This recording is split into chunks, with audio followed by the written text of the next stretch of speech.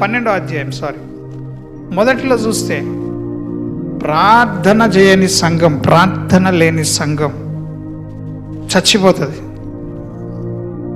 నేను మరలా చాలా మంచిగా చెప్తున్నాను. ప్రార్థన లేని సంఘము చచ్చిపోతుంది.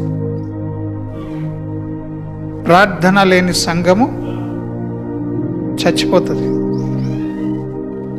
ఆమేన్.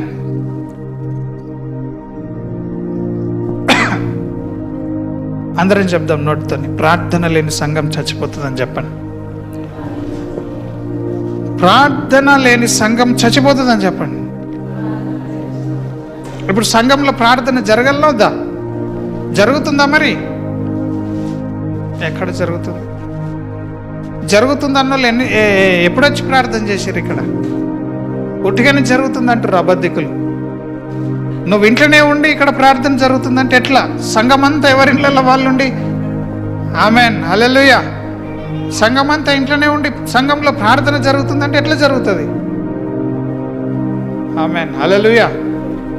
ప్రార్థన జరగాల, ఉపవాస ప్రార్థన జరగాల, రాత్రి ప్రార్థనలో కూడా జరుపుకోవాలా.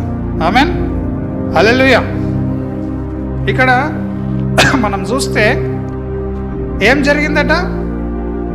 దాదాపు అదే కాలమందు, ఏ కాలమందు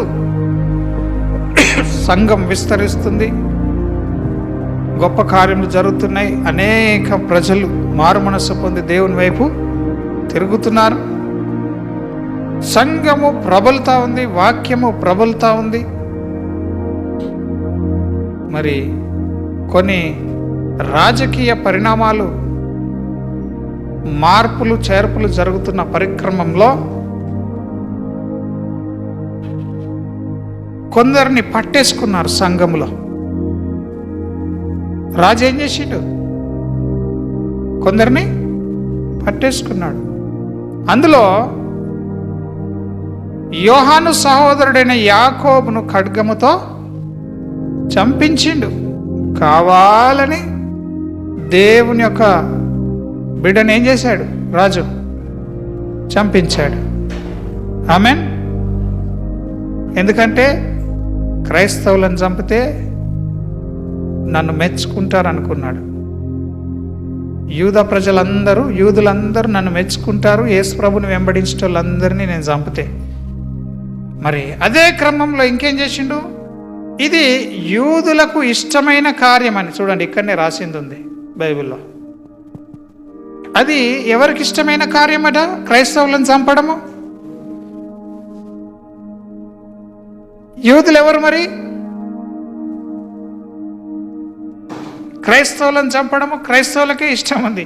అది ఇక్కడి నుంచే వచ్చింది, ఎక్కడి నుంచి రాలేదు. తాతల నాటి నుంచి అదే ఉంది, మన పితరుల నుండి అదే ఉంది. క్రైస్తవులే క్రైస్తవులకు అడ్డుబండలుగా ఉంటున్నారు. ఒక్కోడి చెప్పిన బోధ ఇంకొకడికి నచ్చదు, ఒక్కో చర్చికి పోయేటోడు ఇంకో చర్చికి పోతే అది నచ్చదు. ఆమేన్.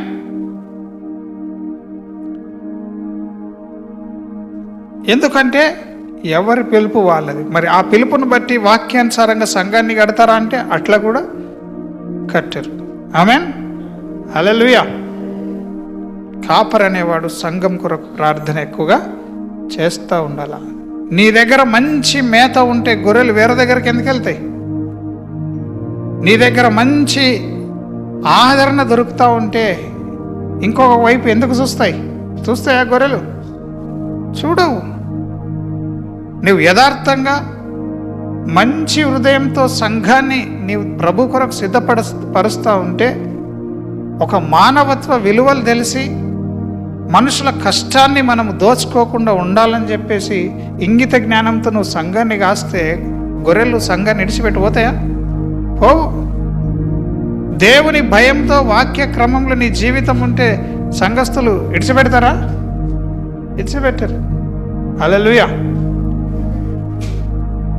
ఈ మధ్యాహ్న కాల సమయం మీరు తెలుసుకోవాలి ఏంటంటే, యూదులకు ఇష్టమైన కార్యం అని ఏం చేసిరట? పేతురుని కూడా పట్టేసుకున్నారు. ఇక్కడ చూడండి, పేతురును కూడా పట్టుకొనేను. ఆ 4వ వచనంలో ఏమన్నది? అతనిని పట్టుకొని చెరసాలలో వేసిరు. ఇతన్ని పట్టుకొని చెరసాలలో వేసినప్పుడు కరెక్ట్గా పస్కా పండుగ అయిన పిమ్మట ప్రజల యొద్దకు అతన్ని తేవాలని ఉద్దేశించి కొంచెం టైం దొరికింది. ఎంత టైం దొరికింది? కొంచెం. ఆ పండుగ రాకపోతే పేతురు మరి పట్టబడుతుండేనో లేదో మనకు తెలియదు, కానీ ఆ పండుగ సందర్భంగా ఆయనని చెరసాలలో కొంత సమయము ఉంచాల్సి వచ్చింది. ఈ మాటలన్నీ ఎందుకు చెప్తున్నానంటే, దేవుని ప్రణాళికలు చాలా ఉన్నతమైనవి. దేవుని ఆలోచనలు మనుషులకు అందవు. అవి నీకు కూడా ఏం జరుగుతుందో అర్థం కాకపోతే ఒకటే నమ్మాలా, దేవుణ్ణి నమ్మాలా. ఆమెన్. ఆయన వాక్యాన్ని నమ్మాలా. నీకంటే ఎక్కువగా నీవెవరిని నమ్మాలా? దేవుని. అరే, నా జీవితంలో ఏం జరుగుతుందో నాకు ఏం అర్థం కావట్లేదు అన్నప్పుడు కూడా నీవు ఎవరిని నమ్మాలా? వాక్యాన్ని నమ్మాలా. ఆమెన్. సో ఇక్కడ పేతురుని పట్టుకున్నారు. ముందు యాకోబుని పట్టుకొని ఏం చేశారు? చంపేశారు. కత్తితోనైనని చంపేశారు. ఇప్పుడు పేతురుని పట్టుకున్నారు. పేతురుని కూడా రేపు తెల్లారితే చంపేస్తారు. కానీ ఆ మధ్య టైంలో, ఆ కొంచెం గ్యాప్లో ఏం చేస్తున్నారో చూడండి. ఇక్కడ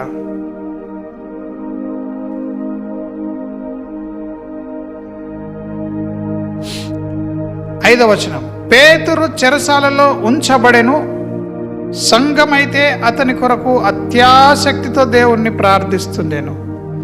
ఈ కాలంలో చెరసాలలో పడితే మనం ప్రార్థిస్తే బయటకు వచ్చే సీన్స్ చూస్తున్నామా? ఆయా రాష్ట్రాల్లో పాస్టర్లని చెరసాలలో వేసి ఎక్కడ తీసుకెళ్ళి ఏ చెరసాలలో వేస్తున్నారో కూడా ఇన్ఫర్మేషన్ లేకుండా బంధిస్తున్నారని మనం న్యూస్ చూస్తూ ఉన్నాం. తెలుసా మీకు ఈ సంగతి? సువార్త ప్రకటిస్తున్నారని పాస్టర్లను ఏం చేస్తున్నారు? అరెస్ట్ చేస్తున్నారు. కానీ ఎక్కడ అరెస్ట్ చేస్తున్నారో, ఏ జైలు ఉంచుతున్నారో కూడా తెలియదు. కానీ ఇప్పుడు సంఘం ఈ 2026లో ప్రార్థన చేయడానికి ఇష్టపడితే ఆ ప్రార్థన వాక్యానుసారమైన ప్రార్థన. ఆమెన్. వాక్యం ఎక్కువ తెలుసుకోవాలి. సంఘం వాక్యాన్ని ఎక్కువగా చదవాలా, నేర్చుకోవాలా, హృదయంలో దాచుకోవాలా, వాక్యాన్ని ధ్యానించాలా. ఎప్పుడంటే అప్పుడు ఏం చేయాలి? మనం వాక్యాన్ని ధ్యానించాలా. ఆమెన్. వాక్యాన్ని ధ్యానిస్తున్నప్పుడు మరి దేవుని సన్నిధిలో మనం చక్కటి ప్రార్థనలు చేయగలుగుతాం. ఈ మాటలు మీకు అర్థం కావాలా? ఈ మాటలు మీకు అర్థం కాకపోతే ఎప్పటికి కూడా మీ ప్రార్థన బలంగా ఉండదు. ఆ కాలంలో పేతురు జైల్లో పడ్డాడని తెలిసిన సంఘము ఏం చేసింది? ఎక్కువ ఆసక్తి, చాలా ఖచ్చితంగా దేవుడు కార్యము చేయాలని. ఇప్పుడు అటువంటి కనీసం ఇప్పుడు అత్యాసక్తి లేకున్నా కానీ కనీసం ఆసక్తి అని ఉన్నదా సంఘానికి ప్రార్థన చేయాలని? పోనీ ఆసక్తి లేకపోయినా ఆశ అన్న ఉన్నదా ప్రార్థన చేయాలనేనని? ఎంతమందికి ఆశ ఉన్నది? ఆసక్తి కూడా ఉండాలి. ఆమెన్. హల్లెలూయా. ప్రార్థన చేయట్లేం కాబట్టి కార్యములు జరగట్లేదు.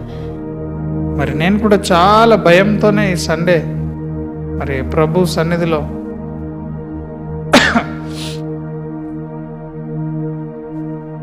ప్రభు ఏం మాట్లాడతాడని భయంతో వణుకుతో సిద్ధపడి ప్రభువే మన హృదయాలను ఆత్మచేత నింపాలని నేను ఆశించినాను. అందుకే మనం మంచి మనుషులమా అని అడగడం జరిగింది.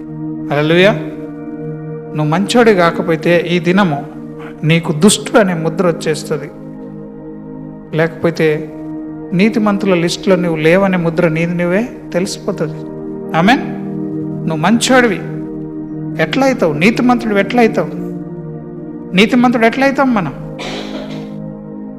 దేవుని యందు విశ్వాసం ఉంచడం వలన మనం ఏమవుతున్నాం?